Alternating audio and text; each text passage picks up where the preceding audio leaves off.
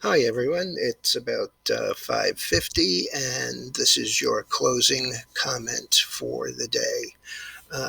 As you can see by the chart on the screen, we had yet another up day in the S&P. It started off a little slow, but managed to close all the way up here on the high and up about $41. This is just, at some point it's going to stop, but I'm certainly not going to try and be the one to be in the S&P puts trying to figure out where. The rest of the markets were also up. The Dow was up 553 or 2.2%. The FANG stocks actually and the big cap growth were actually the weakest in today's market, a lot of them closing down as we switched from growth and high-tech growth into some value names. For that reason, NASDAQ was only up 72, which was less, just around 0.75%.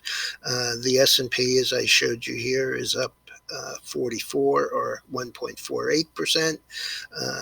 The biggest winner was the Russell, up 43.28 or 3.11%. And the runner-up was the Dow Jones Transports, up 255 or 2.86%. Volume was particularly light today. As a matter of fact, it was about a third lighter than it has been on any days.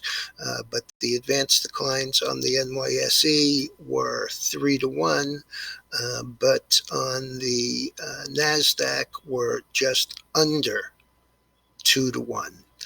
The strongest groups were finance and industrials, with the weaker but still up information technology, communication services, and consumer discretionary and energy.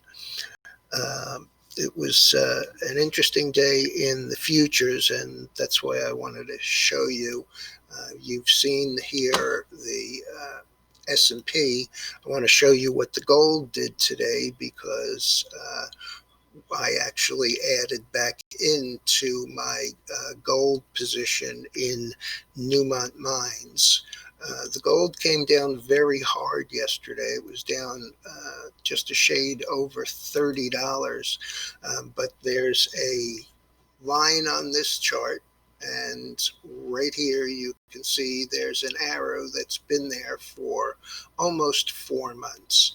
And that arrow runs straight across 1683. So the gold, which had closed at 1705, got all the way back down here to 1864. Also happened to run right into the 50-day moving average and turned up and closed just about on the high up here in the 1710.7 area. So it was only up 510, but that 510 happened to be $25 off the low. The Bitcoin closed 9170. It's been hanging around just under 9,000, but it managed to go from the low of the day today, around 8,800, to close 9170, up 385, and the bonds were up about a half a point. After the close, we had Boeing make the announcement that they are going to slowly restart the facility in Washington that builds the 737 MAX. As Phil LeBeau said on CNBC, you're not going to start to see planes rolling out of there anytime soon. It could be weeks or even months before they get that done. But the stock had closed 149, up 479, and after the announcement traded up to 157, and the last is about 156, and that is up 12.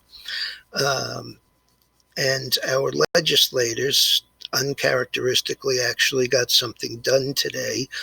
The House passed the same bill that the Senate had passed for sanctions on China. This has nothing to do with the phase one agreements that they haven't kept, or the Trump and Xi disagreement on the treatment of Hong Kong. This was specifically human rights violations, and we'll see where that goes. And of course, we will see where the Trump Hong Kong narrative goes. Probably not terribly far. In any event, it was a fairly strong day, and I look forward to another one tomorrow. Have a good one, folks.